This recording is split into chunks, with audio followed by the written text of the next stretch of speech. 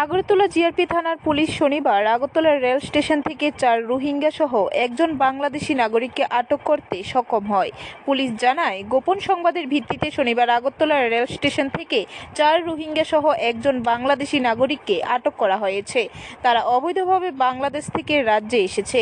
ধৃতদের বিরুদ্ধে আগরতলা জিআরপি থানায় মামলা রুজু করা হয়েছে। আমরা 5 জনকে গ্রেফতার করা হয়েছে, যার মধ্যে একজন বাংলাদেশি ন্যাশনাল এবং 4 জন রোহিঙ্গা কমিউনিটি।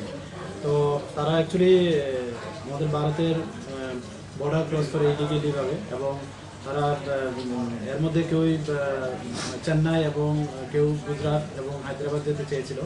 তো তারা এবং তাদের কাছে কোনো বৈধ কোনো কাগজপত্র নেই এবং পাসপোর্টও নেই। তো এই সুবাদে আমরা আগরতলা জিআরপি থানাতে তাদের এগেনস্টে একটা মামলা হয়, যার মধ্যে বিএনএস, ফরেনার অ্যাক্ট এবং আইপিপি অ্যাক্ট আছে। তো আজকে আমরা তাদের মহামান্য আদালতে প্রেরণ করছি। ব্যুরো রিপোর্ট, খবর ত্রিপুরা।